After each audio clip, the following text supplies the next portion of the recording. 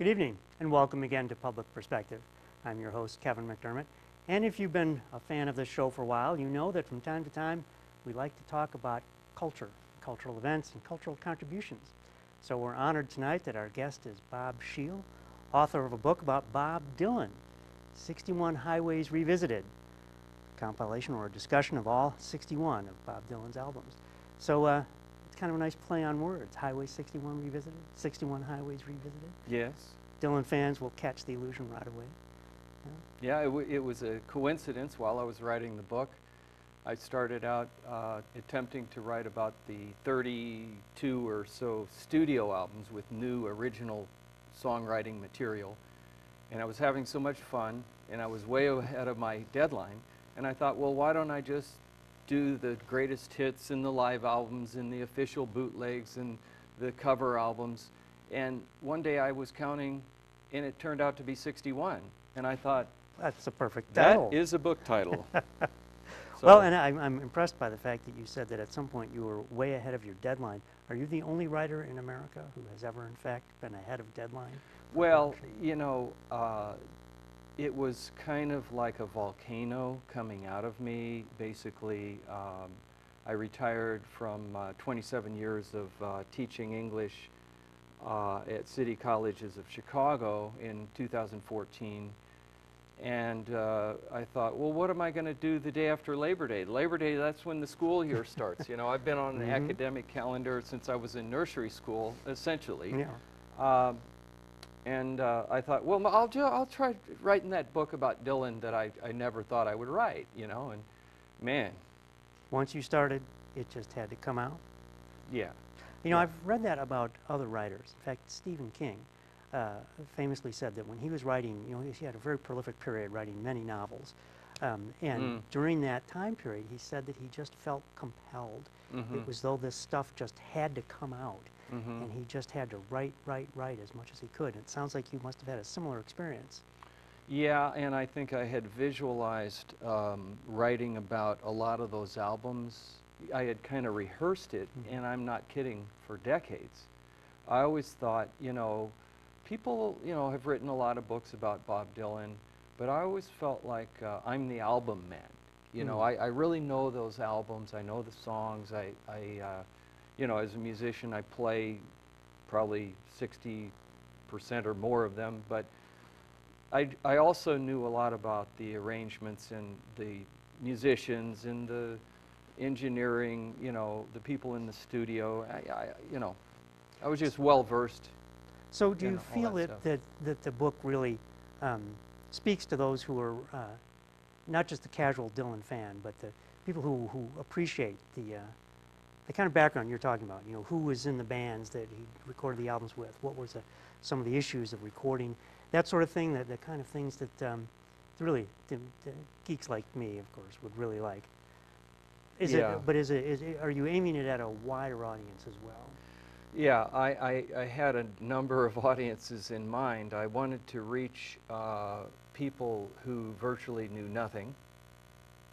I also It's hard to believe there are people who would still know nothing, but from your generation, there's a lot of people who don't know who Bob Dylan is. And then there are others, you know, who, of course, they know, you know, he's an icon and everything, but there are people like that who actually will even say, is he still alive?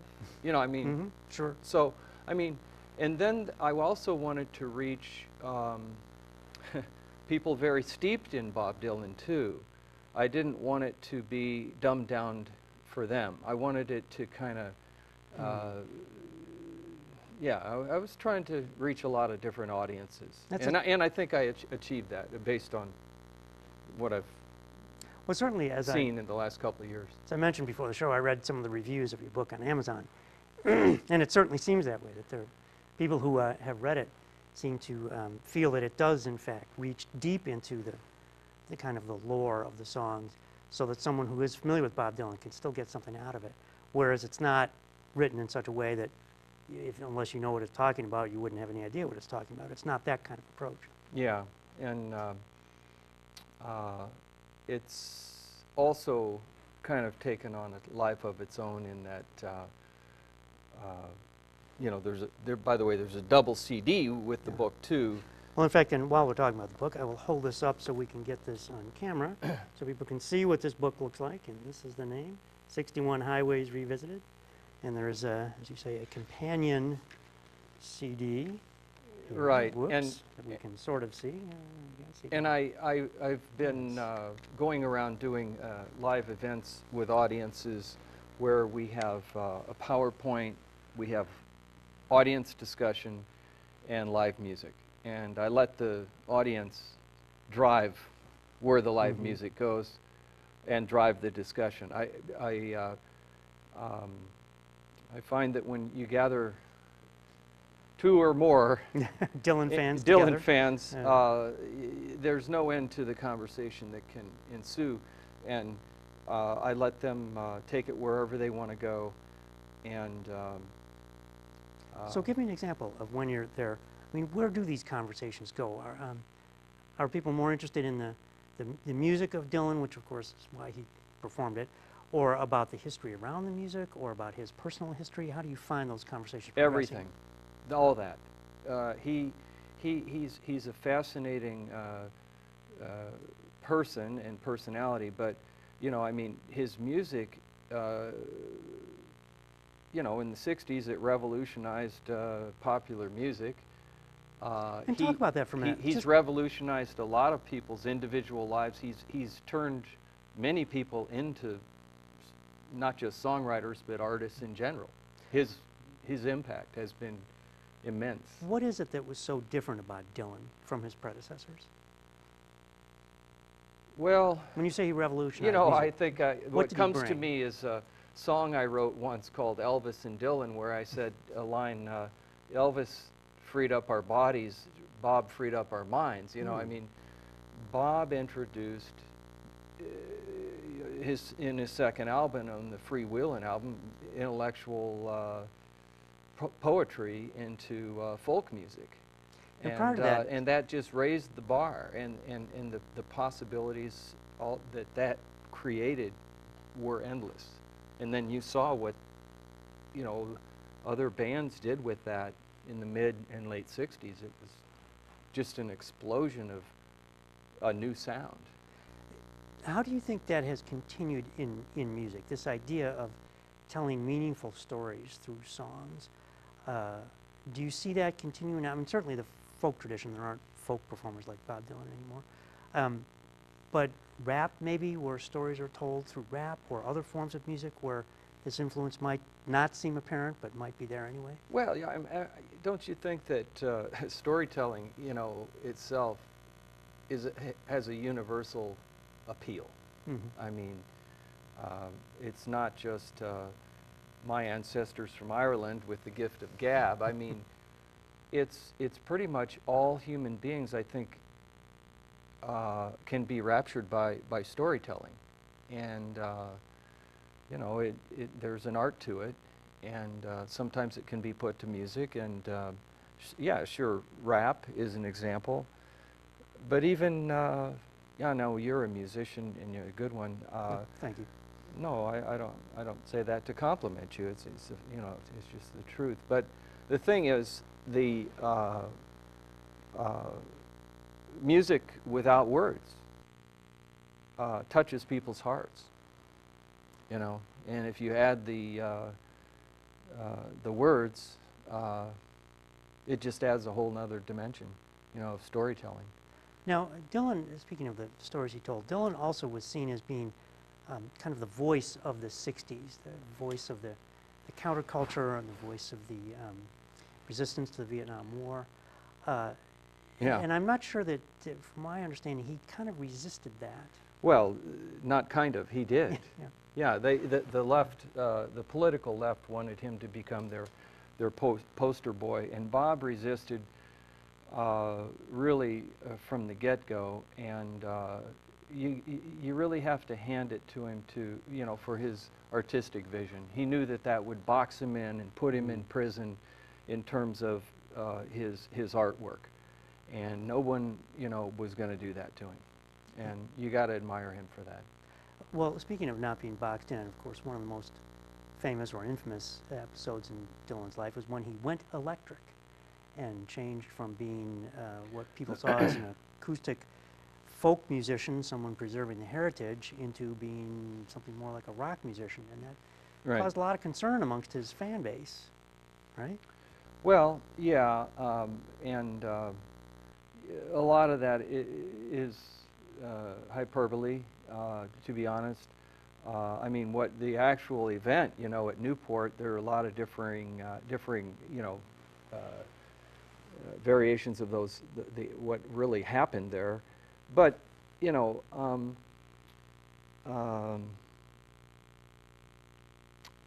you know, what he created was really miraculous when he went electric.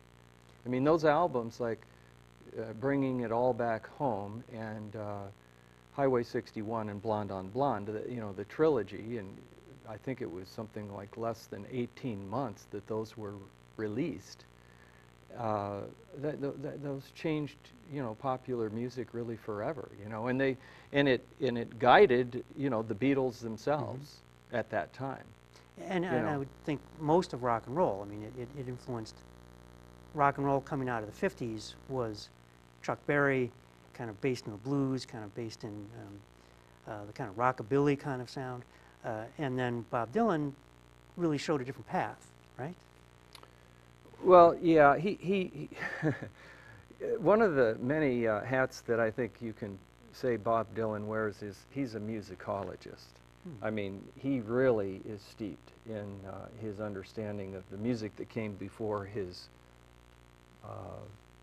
birth, and you know, going back into the 19th century in the United States and England, Scotland, and so forth, and certainly before rock and roll in the 40s. There, in I think it was 2006 to 2009, roughly, he did, I think it was 100 or so shows on satellite radio called Theme Time Radio Hour, where he was a DJ every week. And he would just spin incredible music and great storytelling. Something that he'd been able to research and find because he was interested in this genre, right? Yeah, and you get a sense of the music he really, you know, likes. You know, he's a fan, you know. And so he's really a musicologist. So and it has come out over the last 50-some years in the records that we've seen. It's all influenced by so many different directions. Well, I was playing music myself. Yeah. There's an old saying that there is nothing new under the sun, and that we all are really kind of reimagining the traditions that we inherit. And that even though, I mean, yes, we've talked about how Bob revolutionized music, and I agree with that, but it talks about the roots. You know, all of this doesn't just spring out of whole cloth. There is a background. You know, Yeah, there's a history that leads up to it. Yeah, on some level, it's all ripped off in a sense. Yeah. I mean, I think Woody Guthrie said something like, if you like something, just steal it, you know. Yeah. But, you know, I'm not sure he said that. People attribute a lot of things to what Woody Guthrie said that. And That he may or I'm may not not really have sure said. Woody said all these things. And but if it wasn't Woody Guthrie, it might have been Yogi Berra. yeah, You yeah, never know, yeah. right? Those are the two people Yeah. like to quote when, who knows. But no, it's, and Bob himself is he doesn't even pretend to, that he doesn't Draw rip from off. these influences. Yeah. I mean, yeah, and in 2006, one of his great, I call it the elder statesman era, since 1997, I call it his elder statesman era. In 2006 on Modern Times, that was a really odd title for an album that was, it was like all these old influences. I mean, there were references going back to like the Roman poet Ovid, you know, all the way through the 19th century. And when people realized that Bob had lifted so many lines, you know, on that album, you know, people were criticizing him. But, you know, I always think, you know, popular music, it's not about term paper ethics. You know, It's about reaching the people you're trying to reach with the message crafted the way you need to craft it. Right, and really, I mean, Bob, these are homages that he's making. In fact, He's not ripping anybody off. The title Modern Times is from a Charlie Chaplin movie. That's right. So going back to that would have been the 20s, I think, when Chaplin made that movie? It was in the 30s. 30s, yeah. So let's talk a little bit more about this book. One of the other things I found intriguing was the idea that these songs all had personal resonance to you and to readers of the book who read it and think, oh yeah, I remember where I was when that album came out, or when I first heard it, or a particular song. Yeah, that song really resonated with me because I was at this time and this place in my life. So it seems that a lot of this, there's a lot of that in this book. Well, and I wanted to write the book from that perspective, and one of the reasons I felt I had so much to say is that I feel like in my personal life has very much mirrored Bob's in some ways, in some of the things that I was going through in the late 70s and 80s, especially in my personal journey, spiritually. And, you know, for example, when he came out with 3 so-called Christian albums, and his spiritual message was so concise and clear, and I wanted that clarity which I lacked at the time. And then as he got into the mid-'80s, and there were 3 studio albums in a row where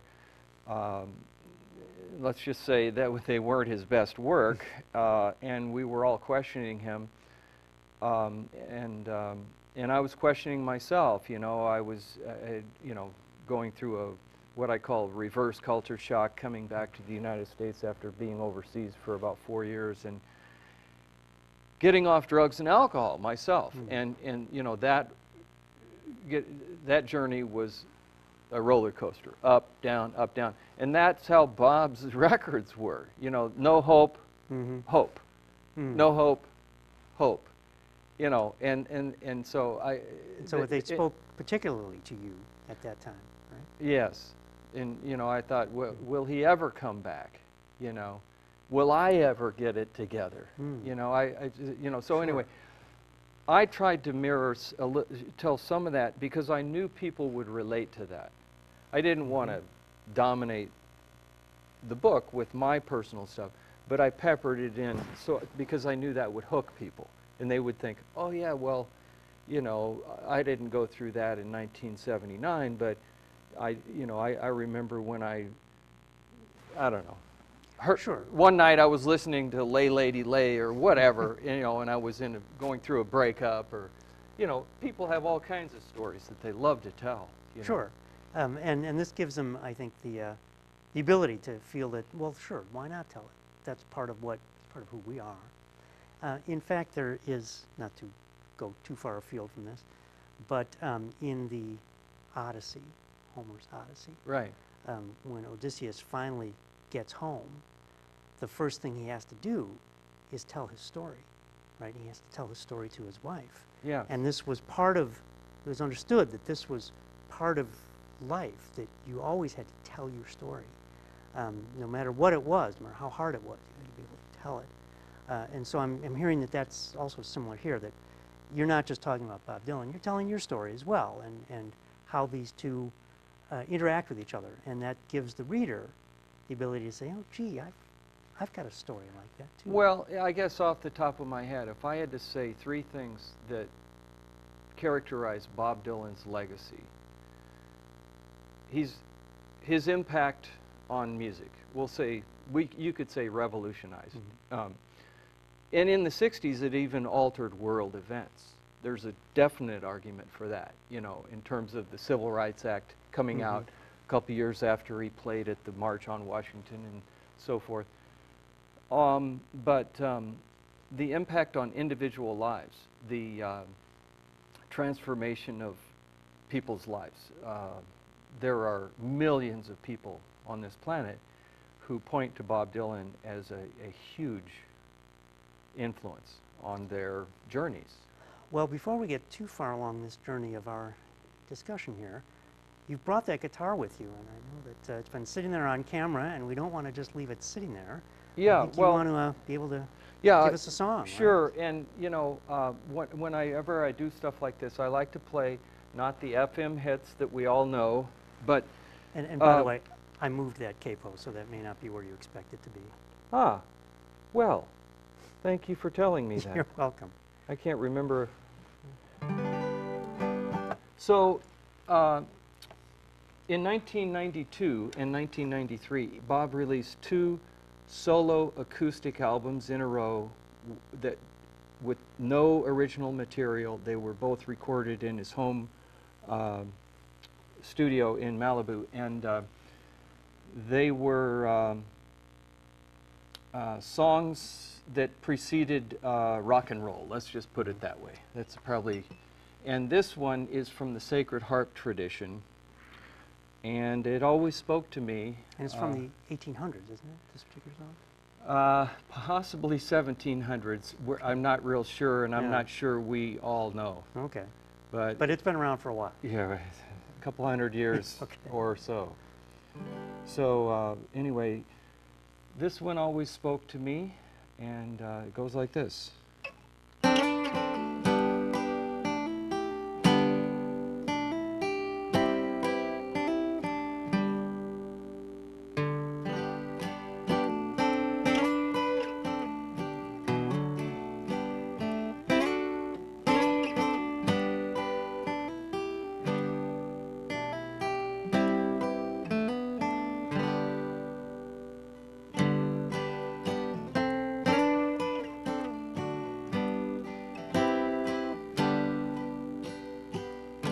I came to the place where the lone pilgrim lay, then slowly stood by his tomb, when in a low whisper I heard something say, how sweetly I sleep here alone.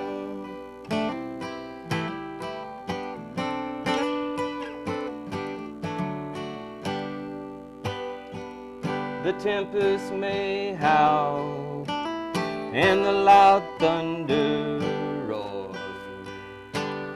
gathering storms may arise, but calm is my being that rests my soul. The tears all are wiped from my eyes.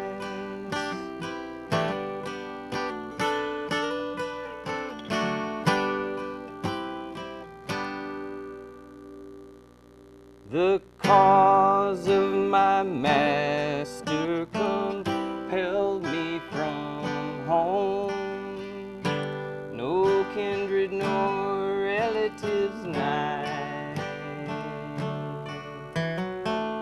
I met the contagion and sang to the tune. My soul lives in mansions on high.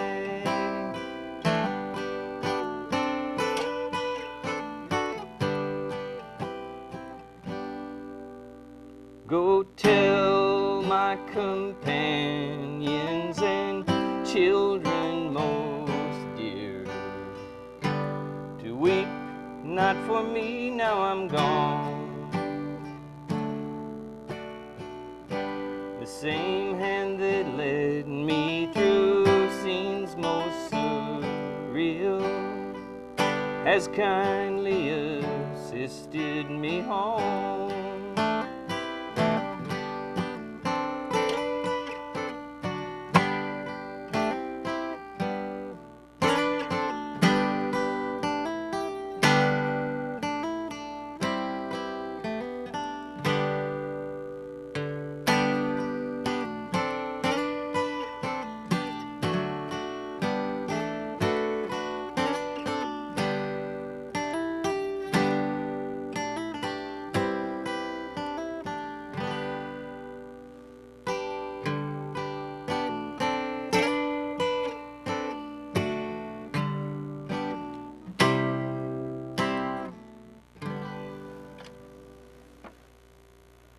Wow, that's a great song. Yeah, and those are little-known albums, Good As I've Been to You and World Gone Wrong. Some choice selections, and And this is a song that Dylan has done on one of these records, he right? did that on Good As I've Been to You, and that, in those albums, you kind of get a sense that Bob is kind of singing to himself. He's And I, by the way, love to do that myself. When I get up in the morning, I often sing a song for yourself? Yeah, I start my day by singing to myself. It centers me. And Bob Dylan has been a real, I'll say, influence on that habit of mine. And those albums in particular. Well, because as you say, that seems like a very meaningful song to the person who sings it, and certainly the way you just performed it, that it speaks to you. I mean, the melody, the words, the rhythm of it seems to move you. Yeah, yeah. And I can understand Dylan at home playing something that moves him might want to search back into the canon, a song that might be from the 1700s. Right, and also the last 3 Bob Dylan albums, starting in 2015 to the present, have been cover albums of American standards. So, and it's interesting, reading about a lot of rock musicians fall back on, I should say fall back, on the American Standard Songbook, sort of when they've run out of other ideas. But in Dylan's case, you don't get that sense at all. You get the sense that he's replumbing the depths of these songs because they're speaking to him in a certain way at a time when it's most meaningful. Is that a fair assessment? Absolutely, that's well said, and it's also a salute to his heroes. It's really what it is. And his live concerts, his pace of live performances has decreased slightly now that he's 77, but he's still going at a pace of around 80 to 90 shows a year. And I would say out of 20 songs or so in a concert, if anywhere from 2 to 6 are American standards nowadays. And so some people come away from the concerts disappointed because they want to hear the hits. Yeah, they want to hear the war horses, you know, and but Bob does what he wants to do. Well, another performer, Van Morrison, is famous for that as well. That's right. That he plays what moves him at the time that he's performing. That's right. And doesn't always do his hits because he and feels that's not what it's about. And I think, you know, real true music lovers understand that, you know. Well, they don't gripe about that, you know. And as one music lover to another, I will agree with that. Bob, believe it or not, we're out of time already. It's been fascinating. Yeah. And I encourage people to pick up your book. It's on Amazon, 61 Highways Revisited. So. Well, thank you, Kevin. My pleasure. It's great to meet you in this context. Instead of on stage I've playing seen music you so together? many times, you know, at gigs, and it's really great to see you in this context. Well, thank you. Thank you so much. And thank you for joining us once again on Public Perspective. I'm your host, Kevin McDermott. You can find us every Saturday night at 8 on Comcast Channel 19 and see us on the web at publicperspective.tv. So until next time, thank you and good night.